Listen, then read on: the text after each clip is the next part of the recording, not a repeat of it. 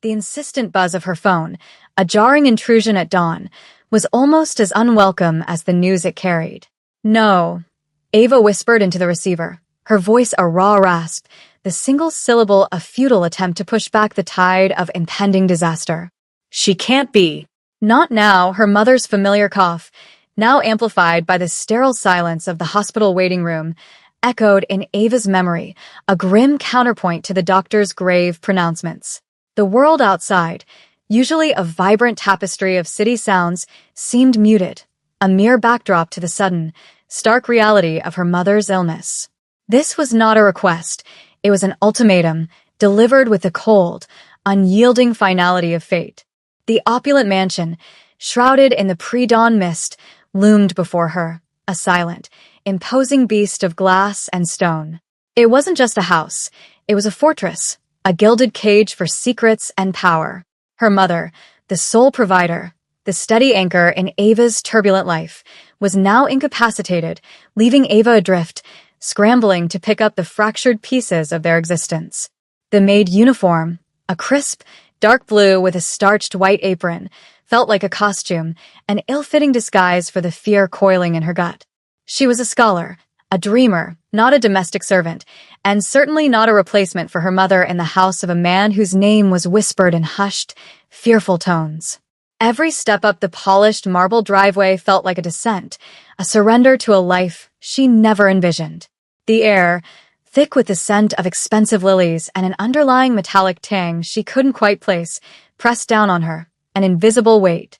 Her fingers, usually nimble with textbooks, trembled as she rang the bell, the chime echoing through the vast emptiness of the foyer, a stark contrast to the cacophony of her own racing heart.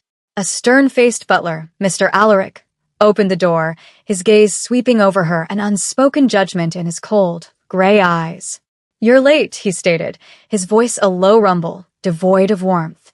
"Mr. Kim doesn't tolerate tardiness." The words were a whip, stinging her already frayed nerves.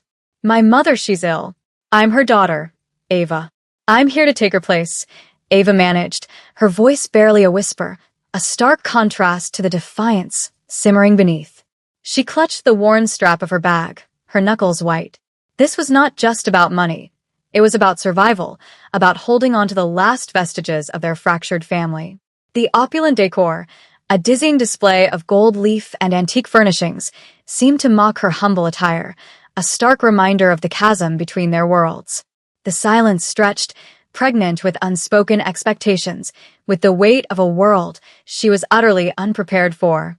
The scent of danger, subtle yet pervasive, clung to the very air, a silent warning. The first week was a blur of polished surfaces and hushed instructions. Ava moved through the sprawling mansion like a ghost, her presence barely acknowledged by the few staff members who flitted through the gilded halls. Her hands, accustomed to the delicate turning of book pages, ached from scrubbing floors and polishing ancient silver. Each task, no matter how menial, was a stark reminder of her mother's silent sacrifices, of the invisible labor that had kept them afloat. The sheer scale of the place was overwhelming, a labyrinth of rooms, each more lavish than the last, filled with artifacts that looked like they belonged in a museum. The irony wasn't lost on her. She was surrounded by priceless treasures, yet her own pockets were empty, her future uncertain. Mr. Kim, the elusive owner, remained a phantom presence. She saw his shadow occasionally, a fleeting glimpse of a dark suit disappearing around a corner, heard the low murmur of his voice through closed doors, but never encountered him directly. He was a myth, a legend, a name that evoked both fear and respect in equal measure. The other maids, a small, tight-lipped group, offered little solace. Their faces were etched with a weariness that Ava recognized, a silent testament to the demanding nature of their work and the oppressive atmosphere of the house. They spoke in hushed tones, their conversations peppered with warnings and unspoken anxieties. "Don't look him in the eye," one whispered, her eyes wide with fear. "Don't ask questions." Ava absorbed it all, a sponge soaking up the unspoken rules of this strange, dangerous new world. The kitchen, a gleaming expanse of stainless steel and marble, became her sanctuary, a place where she could momentarily escape the suffocating silence of the upper floors. She found solace in the methodical rhythm of cleaning, in the simple satisfaction of transforming chaos into order. But even there, the tension was palpable, a constant hum beneath the surface. The maid's uniform, once a symbol of her mother's quiet dignity, now felt like a uniform of subservience, a constant reminder of her own diminished status. She missed her books, her studies, the intellectual pursuits that had always defined her. Now her days were filled with the mundane, the physical, the demanding. Yet, beneath the surface of her exhaustion, a quiet defiance began to stir. This wasn't her life, not truly. She was here out of necessity, a temporary placeholder, and she refused to let this place, or its intimidating owner, strip her of her spirit. She would endure, she would learn, and she would find a way back to herself. The thought, a tiny spark of rebellion, flickered in the oppressive gloom, a nascent promise of something more.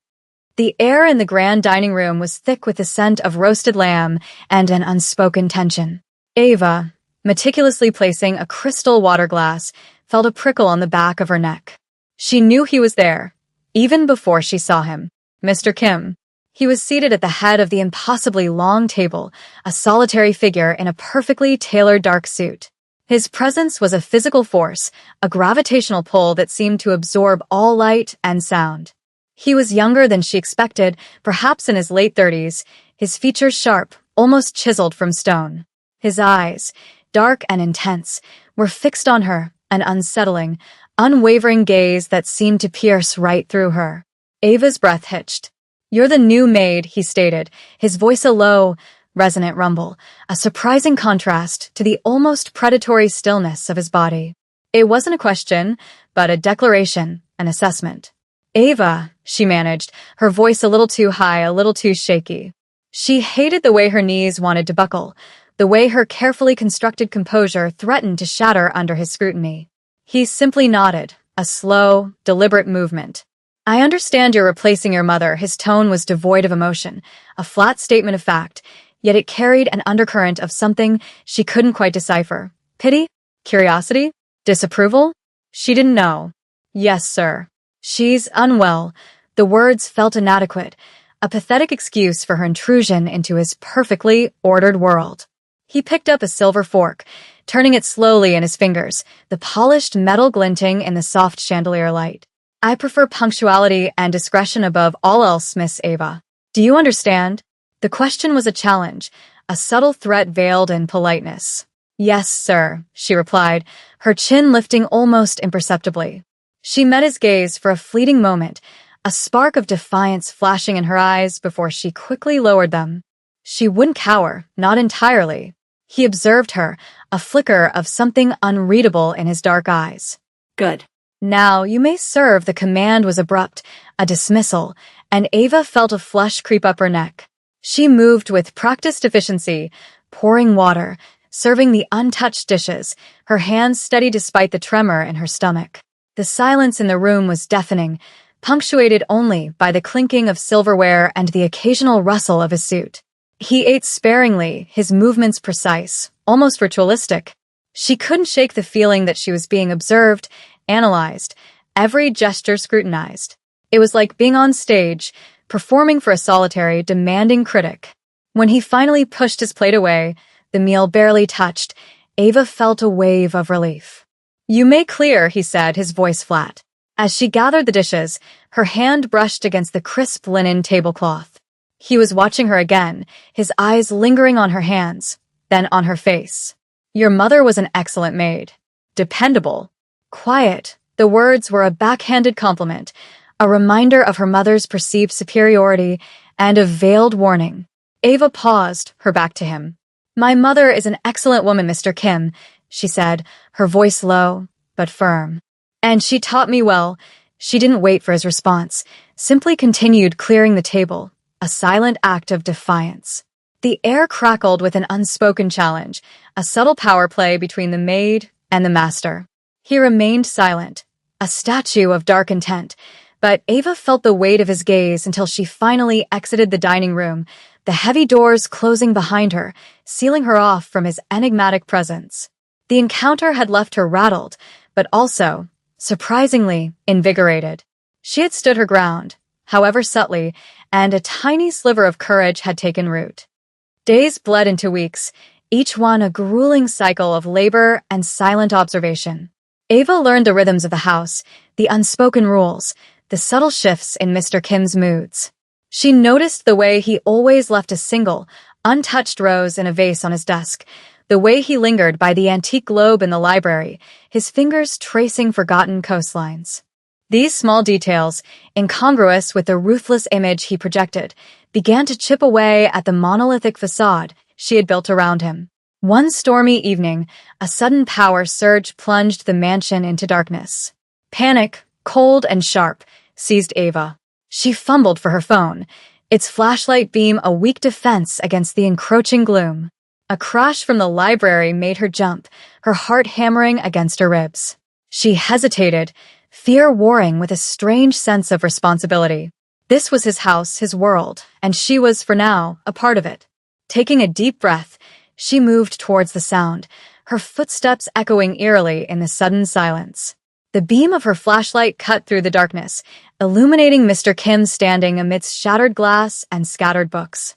A heavy, ornate picture frame lay broken at his feet, its contents, a faded photograph of a young woman with a gentle smile, exposed. His face, usually a mask of stoicism, was etched with a raw, almost childlike pain. He looked utterly vulnerable, a stark contrast to the formidable man she knew. Ava froze, an intruder in a moment of profound, private grief. "Mr. Kim?" she whispered, her voice barely audible above the howling wind outside. He looked up, his dark eyes wide, startled, like a cornered animal. For a fleeting second, she saw not the feared Mafia boss, but a wounded soul, a man haunted by ghosts. His usual composure was shattered, replaced by a vulnerability that was both shocking and deeply unsettling. He quickly composed himself, his jaw clenching, the mask falling back into place. "It's nothing," he said, his voice rough, devoid of its usual steady cadence. A mere accident, but the tremor in his hands, the lingering shadow in his eyes, betrayed his words. Ava knelt, her flashlight illuminating the shattered frame, the delicate features of the woman in the photograph. "Let me help you," she offered, her voice soft and pathetic. She began to carefully gather the broken glass, her movements gentle, respectful of his fragile moment. He watched her, his gaze intense, unreadable. The storm raged outside, mirroring the quiet turmoil within the room, a silent acknowledgement of the unexpected intimacy that had blossomed in the darkness. The next morning, the shattered frame and photograph were gone, replaced by an unsettling normalcy. Mr. Kim was back to his usual reserved self, his face a carefully constructed mask. Yet something had shifted between them, a silent understanding, a fragile bridge built in the darkness. Ava found herself observing him with new eyes, no longer just a formidable boss, but a man burdened by an unseen past. She noticed the way he sometimes paused, his gaze distant, as if lost in thought, the way a fleeting shadow would cross his face when certain melodies played on the radio. One afternoon, while dusting in his study, Ava noticed a small, intricately carved wooden box tucked away on a shelf. Her mother had always warned her against touching Mr. Kim's personal belongings, but a strange compulsion drew her in. Her fingers trembled as she reached for it, her heart pounding a frantic rhythm against her ribs. She lifted the lid, revealing a collection of delicate, pressed flowers, each one perfectly preserved, their colors still vibrant despite the passage of time. And beneath them, a small, worn leather-bound journal. The pages were filled with elegant, flowing script in Korean. She couldn't read the words, but she could feel the weight of them, the raw emotion emanating from the aged paper. A faint, almost imperceptible scent of jasmine wafted from the box, a ghost of a memory. A sudden creak of the floorboards behind her sent a jolt of fear through Ava. She slammed the box shut, her hand flying to her chest.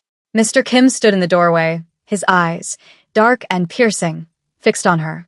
The air crackled with an unspoken accusation, a palpable tension. Her breath caught in her throat. "What are you doing?" he asked, his voice low, dangerous. It wasn't a question. It was a demand, an accusation. Ava's mind raced, scrambling for an explanation. She could lie, feign ignorance, but something in his gaze, a raw vulnerability she had glimpsed the night of the storm, urged her to be honest. I saw the box, she stammered, her voice barely a whisper. It was beautiful. I didn't mean to intrude. Her cheeks burned with shame, with the mortification of being caught. He walked slowly into the room, his eyes never leaving hers. The silence stretched, thick and suffocating, punctuated only by the frantic pounding of her own heart. He reached out, his long fingers closing over the wooden box, his touch almost reverent. "These belong to my sister," he said, his voice softer than she had ever heard it, tinged with an unbearable sorrow. She loved flowers, the words hung in the air, a fragile confession, a glimpse into the depths of his guarded heart. Ava felt a wave of empathy wash over her, a profound understanding of the hidden pain that shaped him. This wasn't just a boss. He was a man haunted by loss, a man who carried his grief in carefully guarded treasures. The revelation of his sister's journal, the unexpected glimpse into Mr. Kim's profound grief, had irrevocably altered the dynamic between them.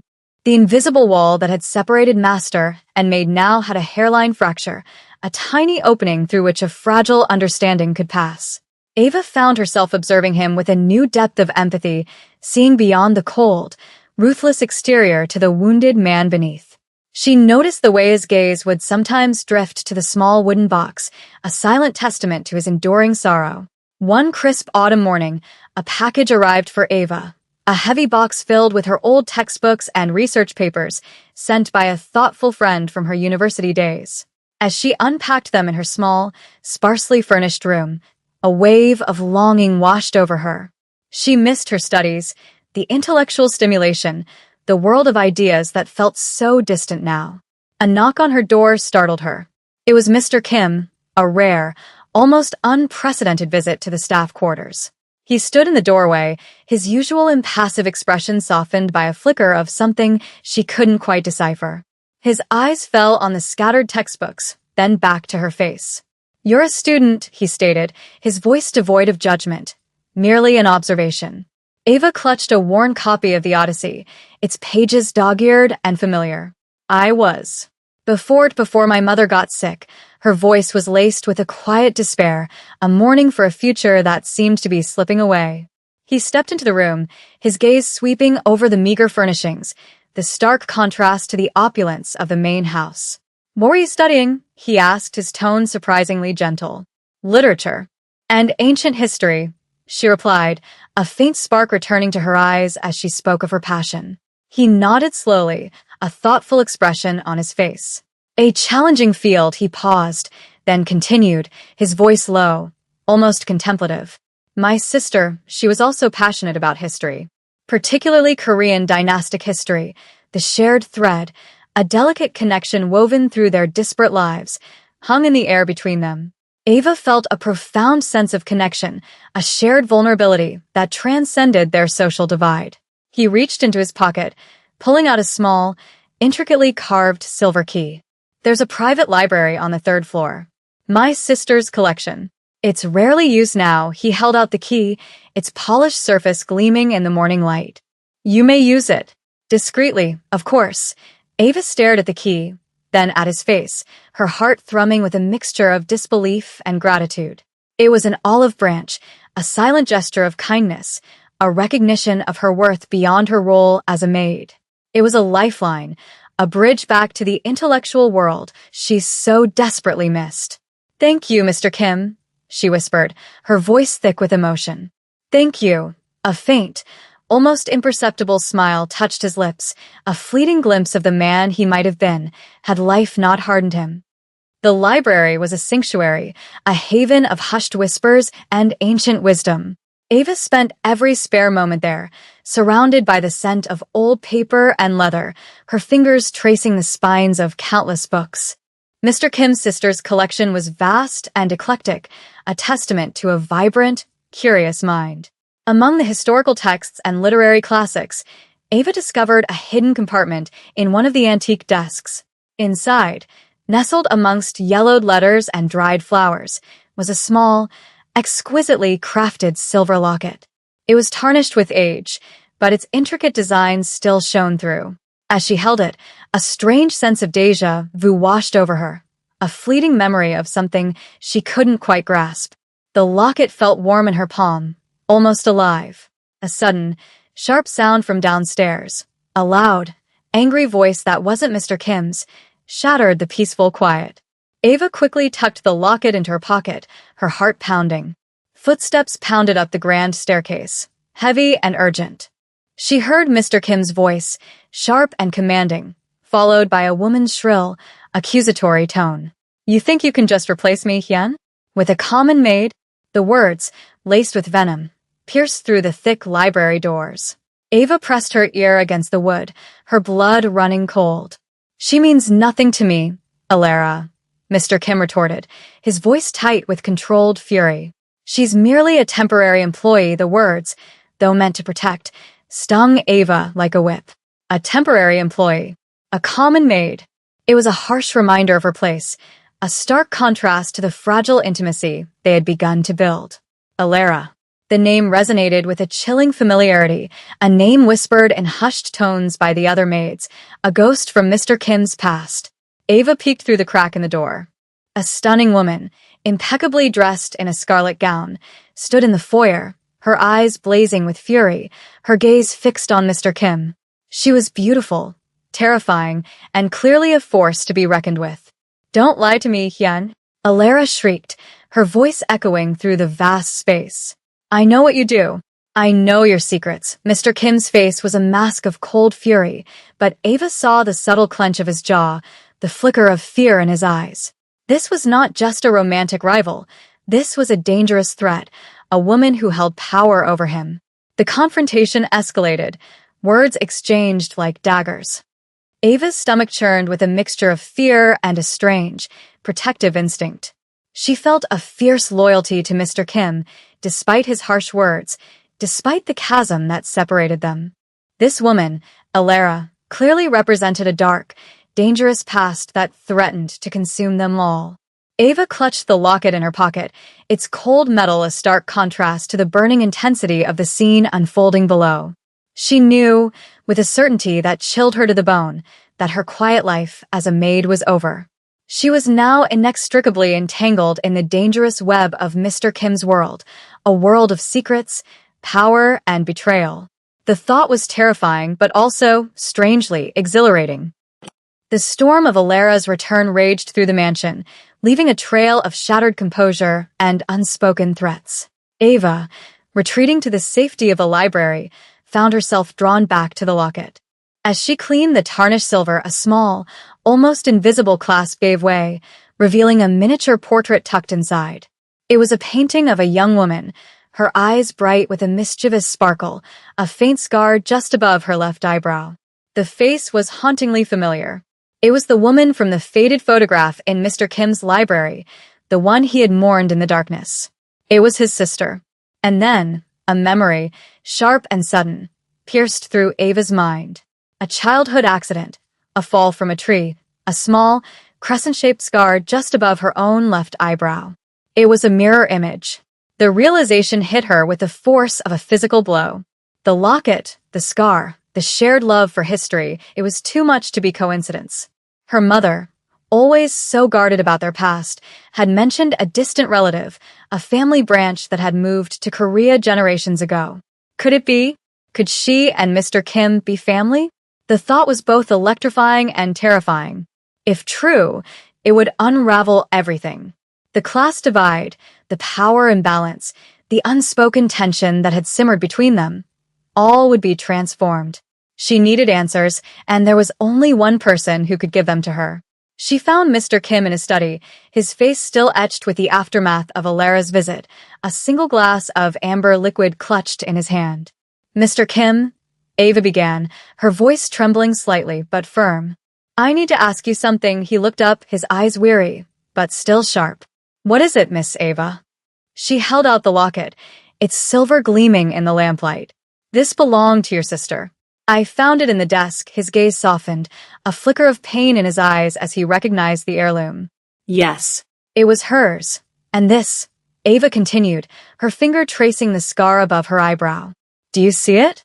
He leaned closer, his brow furrowing, his eyes widening as he recognized the familiar mark. It's impossible, is it? Ava pressed, her voice gaining strength. My mother, she always spoke of a lost family connection. A branch that moved to Korea. And this locket, the scar, they're too similar. He stared at her, a whirlwind of emotions warring on his face, disbelief, shock, a dawning hope. He reached out, his hand hovering over her face, then gently touched the scar. My sister, she had a twin, separated at birth. We were told she died. The words were a hushed admission, a revelation that shook the very foundations of their lives. Ava felt a wave of dizzying emotion, joy, confusion, a profound sense of belonging. The pieces of her fragmented past were finally clicking into place. The truth, once revealed, was a powerful, transformative force. Mr. Kim, or Hyun as Ava now knew him, stood before her, not as a distant, intimidating boss, but as a long-lost brother. The initial shock gave way to a torrent of questions, of shared memories, of a past they were both robbed of. Hyun, his voice raw with emotion, recounted the story of their family, of the tragic circumstances that led to the separation of the twins, of the decades of grief and unanswered questions. Ava, in turn, shared her own fragmented memories, the stories her mother had carefully guarded, now seen through a new, illuminating lens. The mansion, once a symbol of her servitude, now felt like a repository of their shared history, a place where their fractured family could finally begin to heal. The threat of Alara, however, still loomed large. She was not just a spurned lover. She was a dangerous adversary, privy to Hyun's business dealings, capable of exposing secrets that could dismantle his empire. She knows about the syndicate, Hyun confessed, his face grim. She has information that could destroy everything. Ava, no longer just a maid, but a sister, a confidant, felt a surge of fierce protectiveness. We'll face her together, she declared, her voice firm, unwavering. She won't win. The alliance was forged, not out of duty, but out of a newfound bond, a shared destiny. They spent days meticulously piecing together Alara's motives, her weaknesses, preparing for the inevitable confrontation. Ava's sharp intellect, honed by years of academic study, proved invaluable. She found discrepancies in Alara's past financial records, uncovered hidden connections to rival factions, exposed the intricate web of deceit Alara had woven. The final confrontation was set in the grand ballroom, a stage for their ultimate showdown.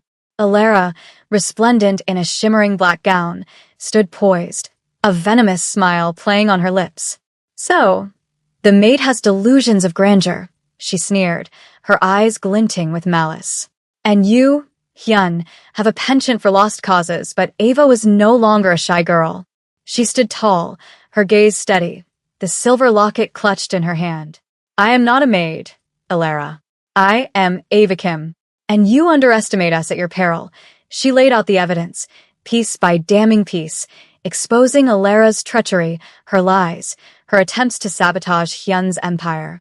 Hyun, standing beside her, his presence a silent wall of support, watched as Alara's carefully constructed facade began to crumble. The power shifted, irrevocably. Alara, cornered and defeated, finally broke, her accusations turning into desperate pleas.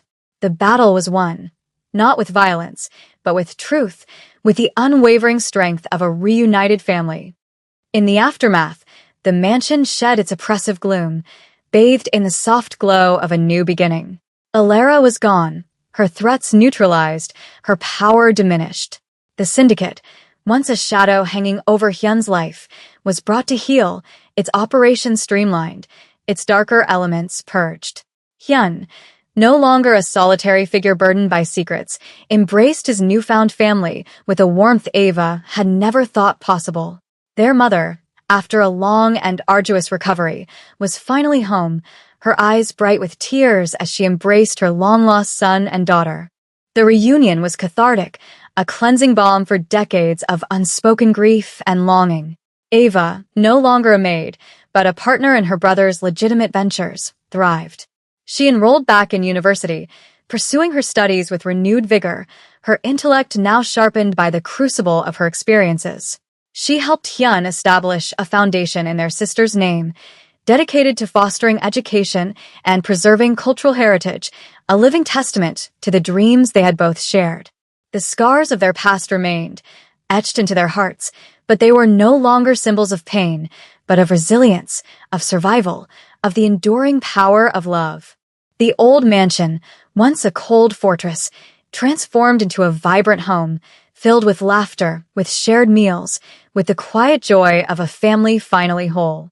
The once feared Mafia boss, Hyun, found redemption not in power or wealth, but in the embrace of his family, in the quiet acts of kindness, in the unwavering support of his sister. He learned to trust, to open his heart, to shed the heavy armor he had worn for so long. Ava, the shy girl who had replaced her mother as a maid, had not only surprised a Korean mafia boss but had, in doing so, uncovered a hidden legacy, redeemed a fractured family, and found her own place in a world she never knew existed.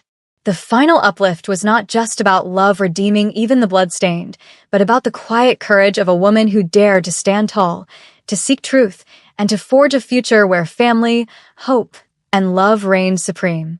The century-old bottle mystery, a subtle thread woven through their family history, was finally uncorked, its contents revealing not just a rare vintage, but a parchment detailing their ancestors' courageous journey from Korea, a testament to their enduring spirit. Their story became a legend, a testament to the fact that even in the darkest corners of the world, love, family, and a dash of unexpected courage could truly shock everyone.